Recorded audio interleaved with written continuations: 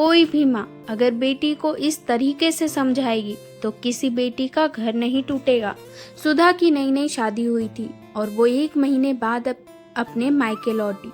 अपनी माँ के सामने बैठकर सुधा आंसू बहाते हुए बोली, माँ, तुमने मुझे किस घर में भेज दिया? वहाँ मेरी कोई इज्जत ही नहीं है। सारा दिन नौकरानी की तरह रसोई में खड़ी रहती हूँ। किसी को भी मुझ पर दया नहीं आती। कभी सास ससुर की रोटियां पकाओ, कभी छोटे देवरों की, फिर ननद के कॉलेज से लौटने पर उसके लिए रोटियां बनाओ। और माँ, आए दिन सासू माँ के रिश्तेदार आते रहते हैं। उनके लिए मुझे ही चाय नाश्ता और खाना भी तैयार करना होता है। रोज गंदे कपड़ों के ढेर इकट्ठे हो जाते हैं। आराम ही नहीं मिलता। जिंदगी नर्क सी बन गई है। और तो और नारायण बिस्तर पर बैठे बैठे ही सब कुछ चाहते हैं। जानते हो, बीते दिन मुझे अपने पति पर तब गुस्सा आया जब उन्होंने महीने की पूरी तनख्वाह सासू माँ के हाथ में रख दी और मुझसे कहा कि मुझे जो कुछ भी चाहिए उसे एक पर्ची पर लिख कर देना, वो शाम को ड्यूटी से लौटते वक्त ले आएंगे। मन सुधा की बातों को ध्यान से सुनने के बाद उसकी माँ ने थोड़ा सोचकर कहा, तो तुम क्या चाहती हो बेटा? क्या तुम उनके साथ नहीं रहना चाहती? बस तुम और तुम्हारे पति अलग रहना चाहते हो? अगर ऐसा है तो मैं तुम्हें 2 रास्ते बताती हूँ। एक तो तुम वहीं रहो और उनकी सेवा करो, क्योंकि वो परिवार भी अब तुम्हारा ही है। और दूसरा, तुम अपने पति को किसी किराए के मकान में ले जाओ। वहाँ तुम्हें किसी का खाना पकाना नहीं पड़ेगा, किसी के कपड़े नहीं धोने पड़ेंगे और तुम्हारे पति की पूरी तनख्वाह भी तुम्हें ही मिलेगी।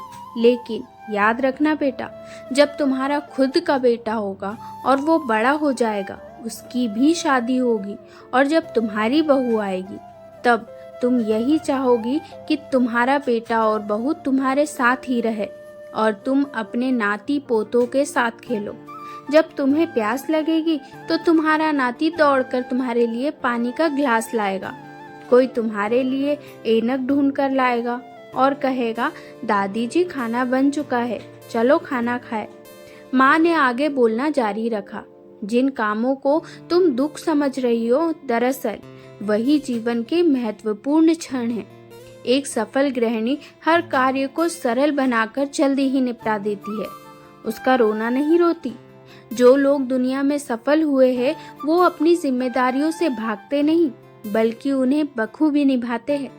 और बेटा, ये जो तुम जिंदगी की परेशानियां समझ रही हो ना, वो तुम्हारी सासू माँ तुम्हें एक जिम्मेदार बनाने के लिए सिखा रही है।